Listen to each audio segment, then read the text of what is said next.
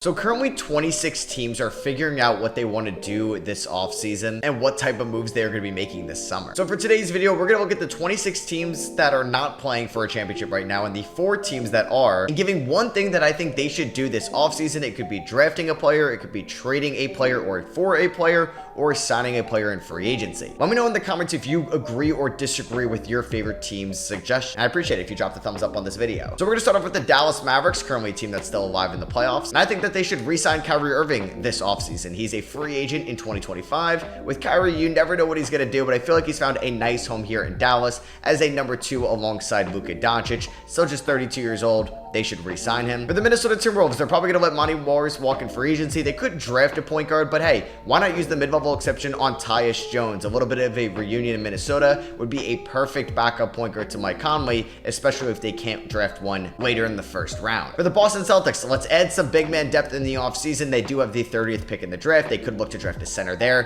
Who knows? Maybe Zach Edey's available right there. If not, it could be like a Kyle Filipowski, a Daron Holmes. They just need another big man because Kristaps Porzingis is injury prone, and who knows if Luke Cornett or Xavier Tillman are going to be on this roster next year. And now Horford isn't getting any younger. The Indiana Pacers are the last team alive here that we are going to talk about, and they're in a really good position. They have most of their core locked up next year. Probably going to let Obi Toppin walk in free agency, give more minutes to Jarvis Walker. So let's just re-sign Pascal Siakam. He was the big piece that they traded for back in January, gave up 3 first-round picks and Bruce Brown to go out and get Pascal Siakam. So let's extend him. They may have to overpay, but he's meant so much to this team throughout this playoff run. The Houston Rockets, I would trade the 3rd overall pick. What's the point in drafting Donovan Clingan to just be the backup behind Alperen Şengün? If they're not going to play this guy a significant amount of minutes, try to leverage the 3rd overall pick for maybe a Donovan Mitchell if he becomes available on the open market, or maybe it's for a Brandon Ingram or somebody like that. For the Memphis Grizzlies, I would draft Donovan Clingan. Either stay at 9 or trade up if you have to. Maybe you have to leapfrog Portland, see if you can maybe give some things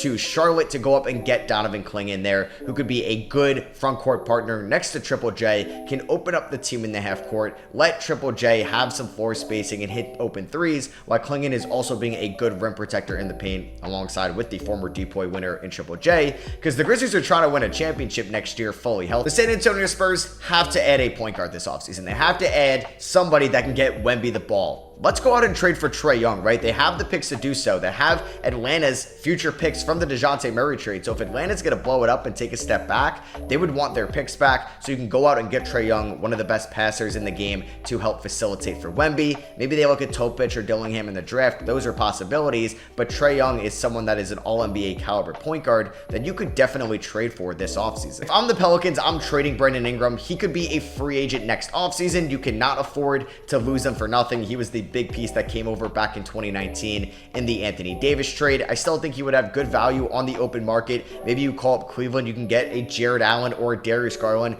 Both of those players would be phenomenal fits in Cleveland if they're able to get one of them. I'm sure there's a desperate team out there that would give up valuable assets for Brandon Ingram. So you also can't afford to lose Brandon Ingram for nothing. So get rid of him here this offseason for pretty good value. I think the Charlotte Hornets just need to get some veteran leadership in the locker room. They're going to have cap space this offseason, and KCP already has 2 rings in his career. Maybe he's looking for one final payday. He does have a player option. I would overpay for KCP. He was an all defensive caliber guard this year, and if he gives you 2 good years and then regresses on the last 2, I think that's worth it just to get some veteran leadership in the Charlotte locker room, because it's been immature for the past couple of years. They have a new head coach in Charles Lee. Excited for that. A new front office. Let's get some vets to join up with LaMelo and Brandon Miller. If I'm Washington, I'm trading Kyle Kuzma. You may draft Zachary Risache with the 2nd overall pick or some type of wing. You also have Kispert and Denny and Bilal. Plenty of wings there that need a decent amount of minutes next year. You could probably get a nice pick in return for Kyle Kuzma, or maybe it's a center or a point guard. Definitely big needs for the Washington Wizards this offseason.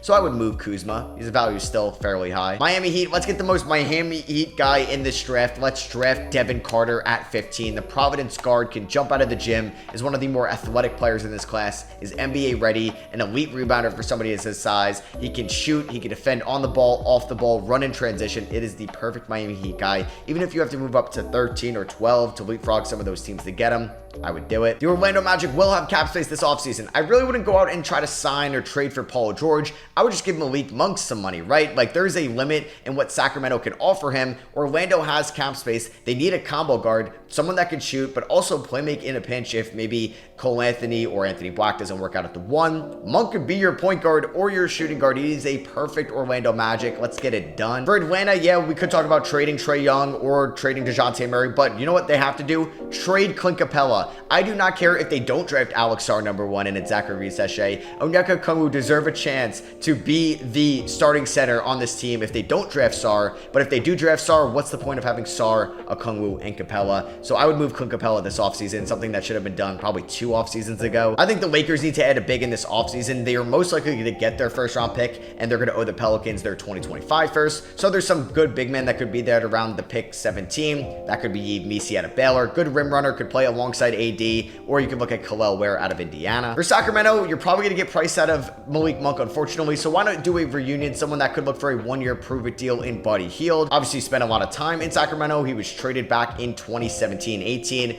for DeMarcus Cousins in that trade. So they need some shooting. Also, maybe draft Jared McCain in the lottery. Matt Ishbia really wants to trade the Suns' first-round pick this year, and when they're eligible to trade the 2031 first-round pick. Don't do that. Stop what you're doing right now. You're probably not going to be a championship team next year. You have so much invested into just 5 guys. Just draft Tyler Kolek at 22. Let him run this offense and set up Devin Booker and KD and Bradley Beal. He's NBA ready. Just do it. If I'm Golden State, I'm making a big trade this offseason. I'm trying to win a championship with Steph Curry. I'd like to still keep Draymond Green. I'd like to re-sign Klay Thompson.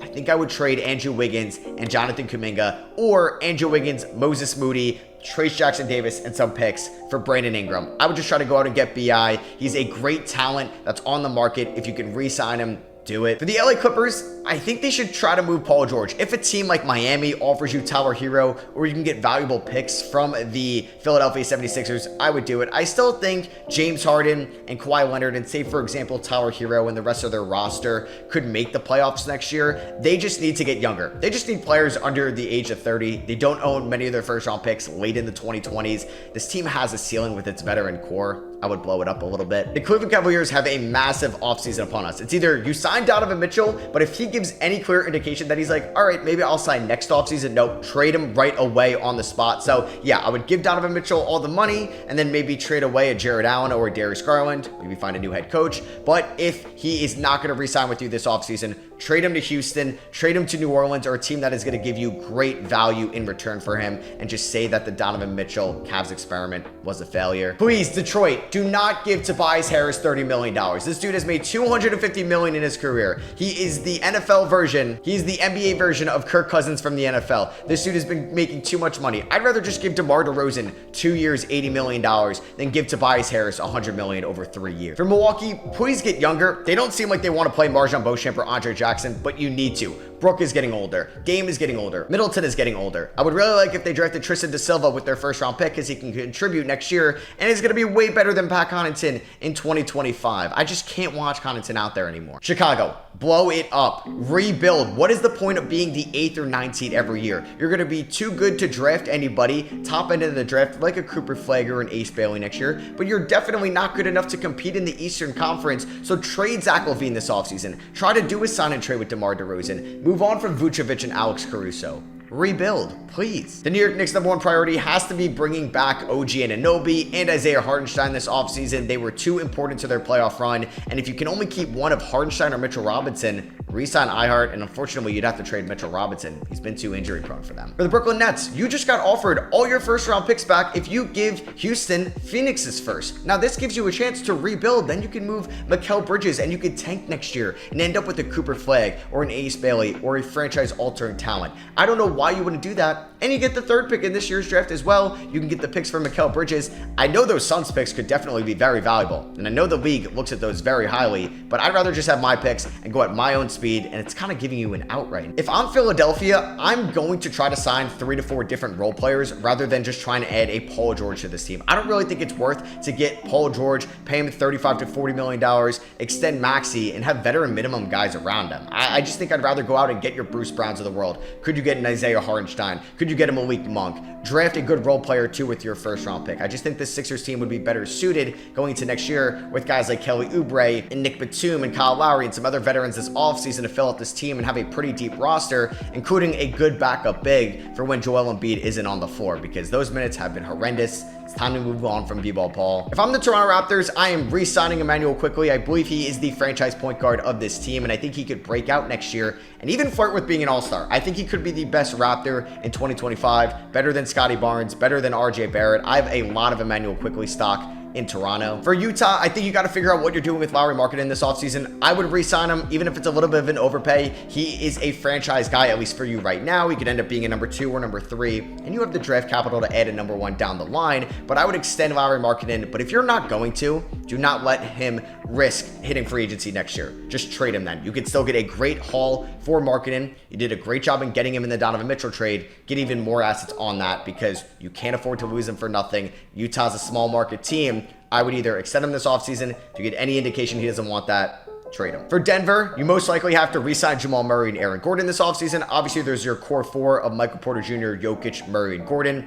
If you feel like this core hit a ceiling, which I don't think you should, you move Michael Porter Jr., but I'd rather just look to improve the bench. Hopefully, Christian Brown can replace KCP down the line. Maybe there's a sign and trade with KCP as well, and you can get some assets in return for him. For Portland, I know this may be a little bit of a hot take. I would trade Anthony Simons. I think Scoot Henderson and Shaedon Sharpe is that backcourt's future. I think it opens up your team's flexibility a little bit more, and I think you'd be selling Anthony Simons at his highest value. His numbers look really good because Portland hasn't been really good. I don't love Simons' defense. He's in a weird tweener position on the floor, so I think you can get a really good return for Simons, who is a good player, but I think you'd be better suited going forward with the assets you get for him rather than him on your team. And lastly, for the OKC Thunder, let's get some rebounding, right? Let's go out and sign Nick Claxton in free agency. You have the money to do so. Give him a lot of money over 3 years. It won't overlap with the Chet or J-Dub extensions. You can move Josh Giddey this offseason as well, but I think getting like a big name center like a Nick Claxton or maybe trading for Jared Allen would be huge for this team. So yeah, I hope you guys did enjoy. That is one thing every team needs to do this offseason. Let me know for your favorite team. Do you agree with it or do you disagree? Let me know down below. Drop a like if you guys did enjoy the video, and I'll catch you on the next one.